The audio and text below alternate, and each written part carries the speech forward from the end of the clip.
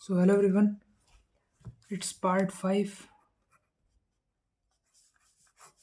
and in this part we will be discussing our SL only questions and more about graphs. So let's move forward towards sin x.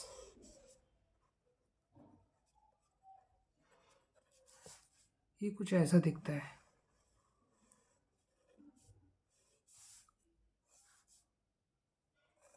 Logic इसका AOD से आता है but हम लोग को trigonometry में इतना इसका काम नहीं है, इसलिए हम लोग उसको डिस्कस नहीं करेंगे. But we will discuss the logic of making graphs in application of derivative mode. तो मैक्सिमम वैल्यू 1 है, मिनिमम वैल्यू -1 है. 1 कहाँ पर आती है? π/2 पर, ये पाई पर, फिर ये 3π/2 पर, फिर ये 2π पर. Same for minus negative axis, it's like -π/2, -π, -3π/2 and this point is -2π और इसी तरह इन्फिनिटी तक चलता जाएगा. ये हम लोग का साइन एक्स का ग्राफ है. साइन एक्स का डिफ्रेंशिएशन यानी f'(x) क्या होगा? जब AOD में इसका ग्राफ बनाएंगे तो f'(x) से इसका लॉजिक आता है concave up, concave down, double differentiating function है. तो f'(x) क्या होगा? cos x होगा. अब इसको डबल डिफ्रेंशिएट करेंगे तो क्या आएगा? माइनस साइन एक्स आएगा.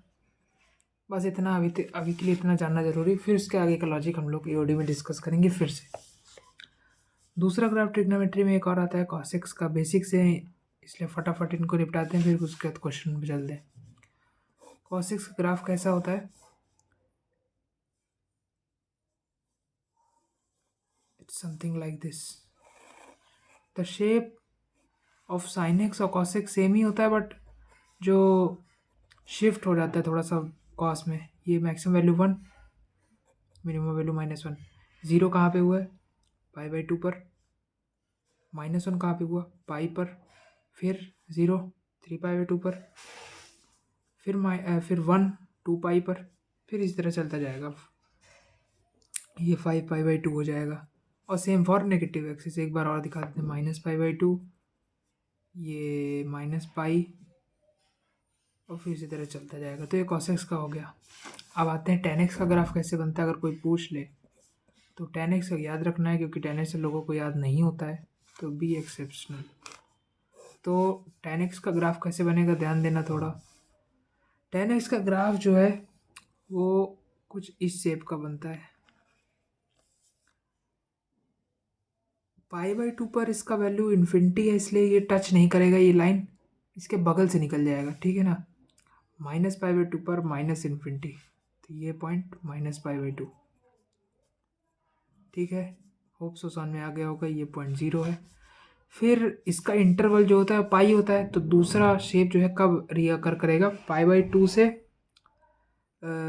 3π/2 तक का फिर इंटरवल होगा, ठीक है ना. तो इसमें 3π/2 पर फिर टच नहीं करेगा. टच कहाँ करेगा? इसके बीच में जो आएगा.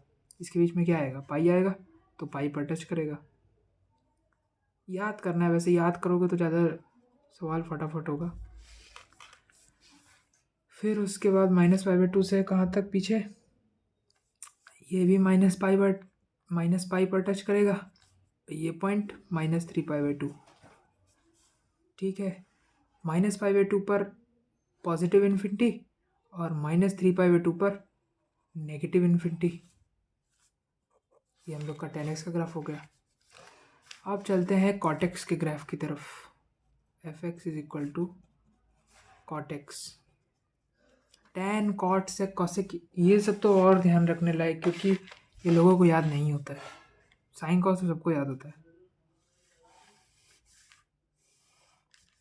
कॉट का जो है, कॉट का थोड़ा जो है ये मतलब ये शेप कुछ इसी तरह रहता है, बस इसका रिफ्लेक्टेड पार्ट रहता है. लेकिन ये 0 पे नहीं आता है. 0 पर तो ये इन्फिनिटी रहता है ऐसे. ये पॉइंट क्या हुआ? π/2. और 0 पर क्या जा रहा है? टेंडिंग टू 0 पर कहाँ जा रहा है? इन्फिनिटी, ठीक है ना. ये पार्ट हुआ पाई. पाई पर कहाँ जा रहा है? -इन्फिनिटी. अभी इसको देखेंगे क्यों जा रहा है, कैसे जा रहा है, ठीक है ना. जो याद किया था वो क्या कहाँ एप्लीकेबल है वो सब. ठीक है ना। फिर ये पॉइंट क्या हो गया 3 पाई/2 और 2 पाई पर जा रहा है -इन्फिनिटी और फिर यहीं चालू हो जाएगा +इन्फिनिटी के लिए कार्यक्रम। तो इसी तरह चलता जाएगा। सेम फॉर हियर, ये पॉइंट हो गया -पाई/2 और positive infinity like in pi section. ठीक है, तो इस तरह का कॉटेक्स का ग्राफ बन जाएगा हम लोग का। बेसिकली टैन और कॉट का जो ग्राफ है वो इसलिए इम्पॉर्टेंट हो जाता है क्योंकि ये मतलब अच्छा साइन कॉस में अगर आपने ध्यान दिया हो इनमें बेसिक डिफरेंस क्या है साइन कॉस और टैन कॉट के ग्राफ में। ये कॉन्टिन्यूअस है, ये डिसकंटिन्यूअस हो गया बीच में, ये भी डिसकंटिन्यूअस हो गया। ये बेसिक डिफरेंस जो है। अब जैसे tan π/2 का वैल्यू अगर किसी को मतलब ग्राफ से नहीं पता कर पा रहा है कि क्या है, कह रहा है tan π/2 नीचे तो ये इधर जा रहा है, नीचे जा रहा है, ऊपर ऊपर जा रहा है, तो क्या होगा। तो tan π/2 को सीधा लिख लो ना sin π/2 ऑन cos π/2। ग्राफ से क्यों देखना है, वैल्यू निकाल लो, एल्जेब्रिकली वैल्यू निकाल लो। sin π/2 is 1/0। अब cos π/2 क्या होता है, इधर आ जाओ ग्राफ में, cos π/2 इज 0, इट्स इन्फिनिटी। अगर आप पाई से π/2 की तरफ चलोगे तो आपको यहाँ -इन्फिनिटी चलेगा। बेसिकली मैं क्या कह रहा हूँ, लिमिट एक्सटेंडिंग टू π/2 माइनस अगर चलोगे tan x की ग्राफ में तो आप कहाँ पहुँचोगे, आप पहुँचोगे -इन्फिनिटी यानी डज नॉट एग्जिस्ट। ये कहना चाह रहा हूँ मैं, मतलब π/2 पर आप डिफाइन नहीं कर सकते हो, ये कह रहा हूँ मैं। तो अगर π/2 पर कोई आज से बोले tan क्या होता है तो आपको इन्फिनिटी नहीं बोलना है, आपको बोलना है डज नॉट एग्जिस्ट, क्योंकि ग्राफ ही नहीं डिफाइंड है उधर। तो सेम फॉर cot x। बहुत लोग क्या करते हैं tan 90 पूछा किसी ने, बता दिया इन्फिनिटी। इन्फिनिटी नहीं बोल सकते, डज नॉट एग्जिस्ट आप डिफाइन नहीं कर सकते। चलते हैं हम लोग अब sec x के ग्राफ में और cosec x के ग्राफ में, जो कि बहुत ज़्यादा इम्पॉर्टेंट है। इम्पॉर्टेंट इसलिए हो जाते हैं क्योंकि और लोगों को नहीं आते, इसलिए ज़्यादा इम्पॉर्टेंट है। बी ए एक्सेप्शनल गाय। तो ये बना sec x, ये बना x एक्सिस y एक्सिस। अब sec x का जो ग्राफ, पहले cosec x का बनाते हैं क्योंकि sin x और cosec x का रेसिप्रोकल है, हालांकि उसका ग्राफ से कोई रिलेशन नहीं बट ऐसे ही।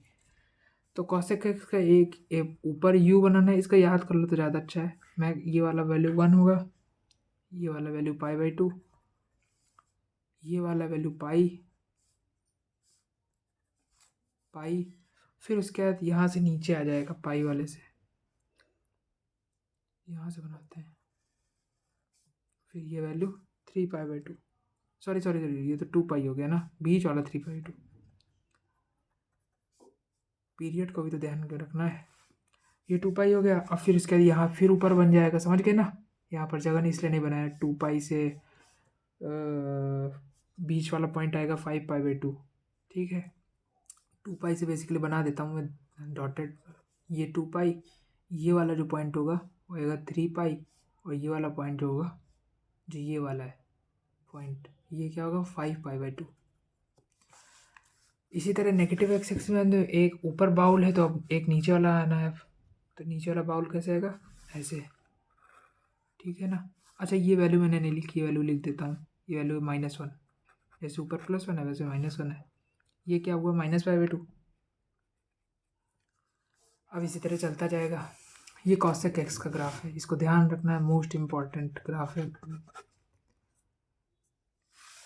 क्या पता यही एग्जाम में आ जाए, क्योंकि sin x cos x तो बहुत वो हो गया ना ऑब्वियस।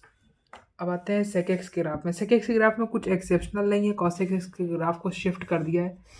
केवल ग्राफ याद करने के लिए ऐसा बता रहा हूँ, बाकी इसका कोई लॉजिक नहीं है कि कोई अंतर नहीं है और शिफ्ट कर दिया है, केवल ग्राफ याद करने के लिए बोल रहा हूँ मैं।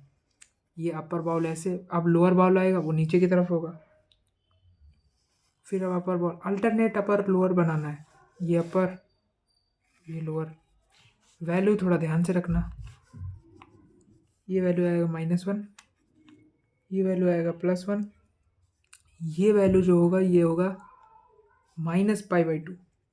ठीक है, ये वैल्यू क्या होगा, ये वाली जो लाइन होगी, ये लाइन होगी π/2, ये लाइन होगी 3π/2। Same for this line. तो इस तरह के हम लोग के सारे ग्राफ कंप्लीट हो जाते हैं। अब हम लोग चलते हैं कुछ क्वेश्चंस पर। तो चलते हैं ऐसे लोनी के कुछ क्वेश्चन करते हैं जो कि गॉड ऑफ ट्रिग्नोमेट्री बुक है।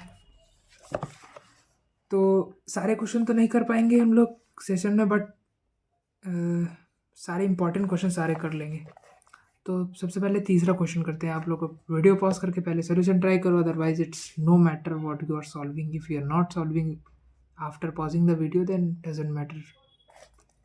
तो क्वेश्चन क्या कह रहा है, साइन अल्फा का वैल्यू दिया, कॉस बीटा का वैल्यू दिया, हमें साइन अल्फा प्लस बीटा निकालना है, कॉस अल्फा माइनस बीटा निकालना है, और टैन अल्फा प्लस बीटा भी निकालना है। ठीक है, दिखने में आसान है क्वेश्चन, लेकिन लोग क्या करेंगे, एक केस बना के केवल इसका कॉस अल्फा निकालेंगे, इसका साइन बीटा निकालेंगे, और दोनों का फिर उसके साइन अल्फा प्लस बीटा लगा देंगे सीधा। वो गलत हो जाएगा। गलत इसलिए हो जाएगा क्योंकि केवल यहाँ एक पर्टिकुलर केस दिया है, इसके पूरे पूरे 4 केस बनेंगे। तो देखते हैं क्या केस बनते हैं। क्वेश्चन आपने नोट कर लिया होगा। मैं केवल केस बता के छोड़ देता हूँ, नहीं तो वीडियो बहुत लंबा हो जाएगा। आपको सॉल्विंग खुद से करनी। मैं केस बता देता हूँ कैसे सॉल्व करना है। 15/17 दिया है और कॉस बीटा दिया है 12/13। हमसे रिक्वायर्ड क्या है, मांगा क्या जा रहा है हमसे, sine alpha plus beta. Cos वाला खुद से निकालना, होमवर्क है वो। कॉस अल्फा माइनस बीटा खुद से निकालना है, cos alpha minus beta self. तो साइन अल्फा प्लस बीटा कैसे निकालेंगे, पहले तो साइन ए प्लस ई का formula, sine alpha cos beta plus cos alpha sign beta. मैं ये कह रहा था क्या गलती क्या होती है कि लोग साइन अल्फा यहाँ रखते हैं और कॉस अल्फा की जगह डायरेक्ट वो पाइथागोरस थ्योरम लगा के जो वैल्यू आए वही लिख देते हैं, जबकि यहाँ साइन भी मैटर करेगा कि आप पॉजिटिव लेते हो नेगेटिव लेते हो, वो मैटर करेगा। तो पॉजिटिव नेगेटिव क्या कैसे बताता हूँ। साइन का वैल्यू ये पॉजिटिव लिखा है, तो पॉजिटिव किस केस में होगा, अल्फा जब फर्स्ट क्वाड्रेंट में हो और सेकेंड क्वाड्रेंट में हो, क्योंकि साइन फर्स्ट सेकेंड में पॉजिटिव होता है। कॉस भी पॉजिटिव दिया है, तो कॉस कहाँ कहाँ पॉजिटिव होता है, एक तो फर्स्ट में पॉजिटिव होता है, दूसरा कहाँ पॉजिटिव होता है, फोर्थ में भी पॉजिटिव होता है। तो क्या केस बनेंगे, अल्फा बीटा जब अल्फा पॉजिटिव हो, पॉजिटिव क्या हम क्वाड्रेंट से डिनोट करते हैं ना, जब अल्फा फर्स्ट में हो और बीटा भी फर्स्ट क्वाड्रेंट में हो, जब अल्फा फर्स्ट में हो बीटा फोर्थ में हो, जब अल्फा सेकंड में हो बीटा फर्स्ट में हो, अल्फा सेकंड में हो बीटा फोर्थ में हो। तो इस तरह के 4 केसेस बनेंगे, तब जाके उसमें हम लोग वैल्यू पुट करेंगे। इसके 4 आंसर आएंगे, एक ही साइन अल्फा प्लस बीटा के भी 4 आंसर आएंगे। I repeat, sine alpha plus beta के 4 डिफरेंट आंसर्स आएंगे। हाँ, डिफरेंट होने के बाद वो सेम हो सकते हैं, लेकिन केसेस डिफरेंट ही बनेंगे, जैसे first first, first fourth, second second, second first और सेकंड फोर्थ। तो अब देखते हैं साइन क्या लेना है। पहले केस यहाँ लिख लेते हैं, केस 1, केस 2, केस 3, केस 4। तो केस 1 में साइन अल्फा क्या होगा, 15/17 ही, क्योंकि पॉजिटिव है अल्फा। कॉस अल्फा क्या होगा, अल्फा फर्स्ट में है, तो 15/17 का जो पहले तो वो बना लेते हैं ना ट्रायंगल, 15/17, 289 माइनस 225, 9 5 4 6 8। इसका मतलब कॉस अल्फा क्या होगा, 8/17। ये फर्स्ट केस का बोल रहा हूँ। अब बीटा के लिए फर्स्ट केस क्या होगा, कॉस बीटा फर्स्ट क्वाड्रेंट में है, इसका मतलब कॉस पॉजिटिव 12/13। फर्स्ट क्वाड्रेंट में है बीटा, इसका मतलब साइन बीटा भी पॉजिटिव होगा। 12/13 का भी ट्रायंगल बना लो बगल में, 12 13, तो ये क्या हुआ, 169 144, इसका मतलब 5 2 5। साइन बीटा क्या हुआ, 5/13। अब ये केस फर्स्ट हुआ। अब इसकी वैल्यू हम लोग साइन अल्फा प्लस बीटा के फॉर्मूले में जब पुट करेंगे, तब हम लोग का एक केस का आंसर आएगा। इसी तरह के हम लोग को 4 केस बनाने हैं। जब हम 4 केस को सॉल्व कर लेंगे, तब जाके हम लोग के 4 डिफरेंट आंसर आएंगे, और वो चारों सही है। कॉन्सेप्ट बताना मेरा काम है, कैलकुलेशन करना आपका, इसलिए इसके आगे का काम आपको करना है। अगला क्वेश्चन 6th क्वेश्चन है। ये बहुत ही बेसिक क्वेश्चन है, इसमें प्रूविंग करनी है। पॉज करके एक बार खुद से ट्राई करो, हो जाना चाहिए वैसे तो ये क्वेश्चन। बताने लायक क्वेश्चन तो नहीं है, फिर भी बता देता हूँ। नोट कर लिया होगा क्वेश्चन, पॉज करके अब चलते हैं आंसर की तरफ।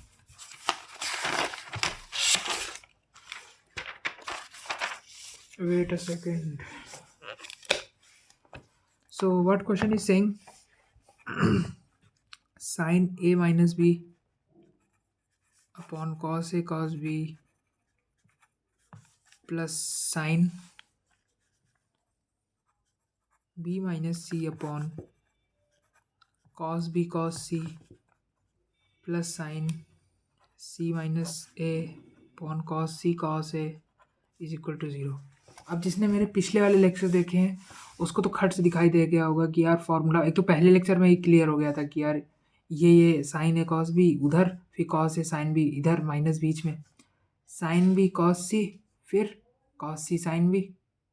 लिख क्यों रहता हूँ, नहीं तो बोल के कन्फ्यूज मैं भी हो जाऊँगा, तुम भी।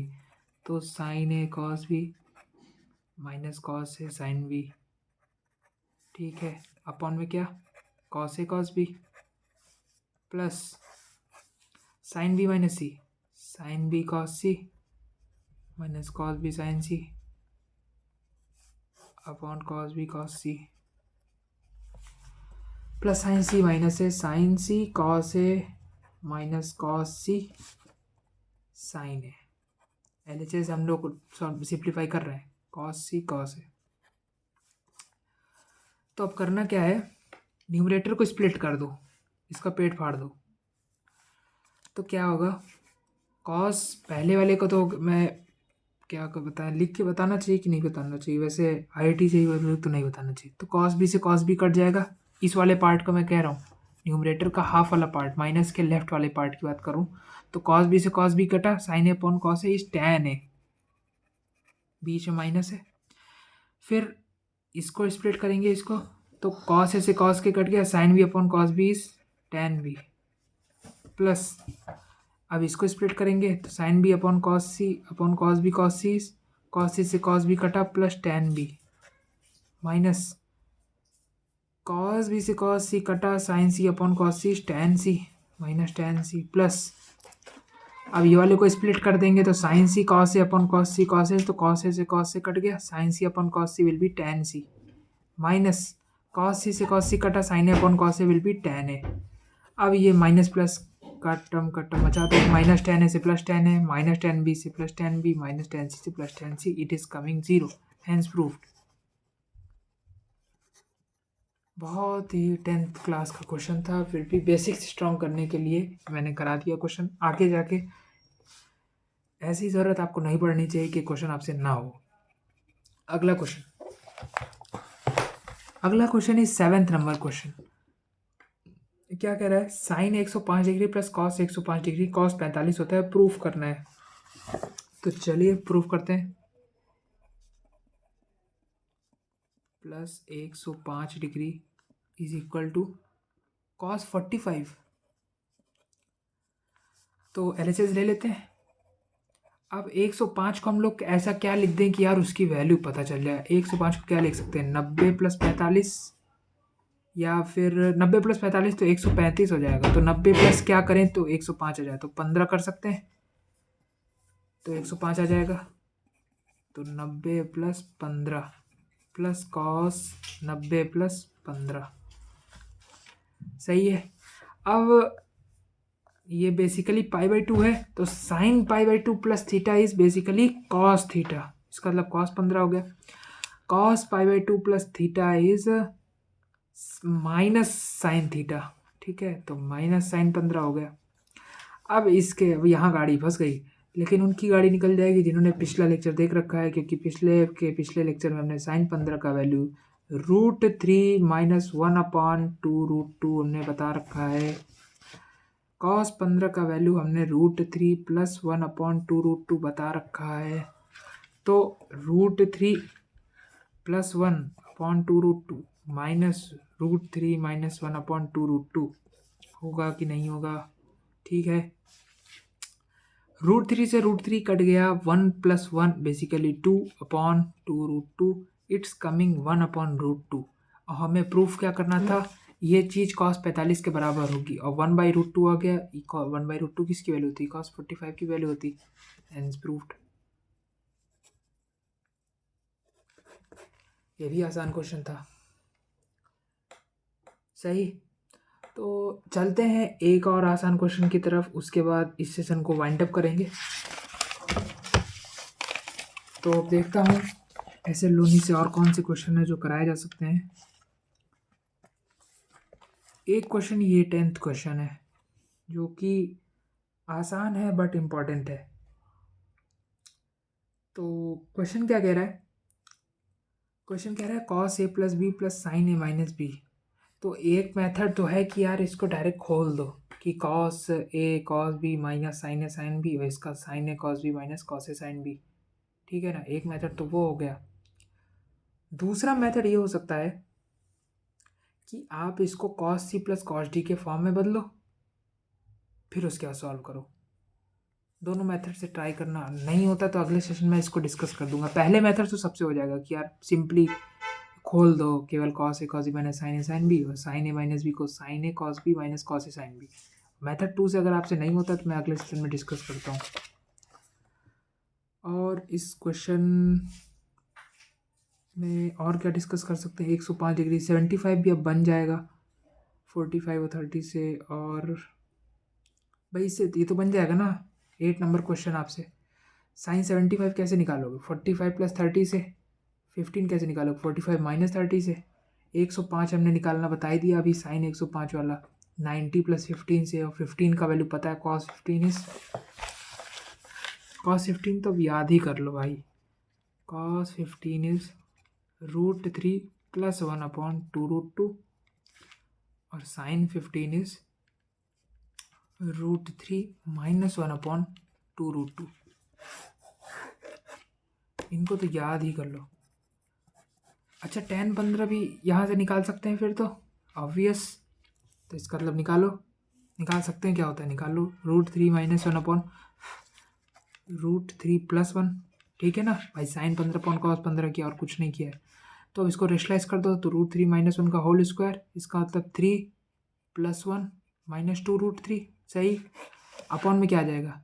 3 माइनस 1 2, इसका हो जाएगा 3 प्लस 1 4 माइनस 2√3 अपॉन 2 कॉमन लेके ऊपर से नीचे से काट दो, तो इसका हो जाएगा 2 माइनस √3 इज 10 15 डिग्री। समझ में आ गया होगा। तो आज के सेशन के लिए बस इतना ही रखते हैं। अगले सेशन में हम लोग और अच्छे प्रॉब्लम्स लेकर आएंगे और कुछ कॉन्सेप्ट सीखेंगे। Thank you for watching. पढ़ते रहिए, मस्त रहिए। Thank you.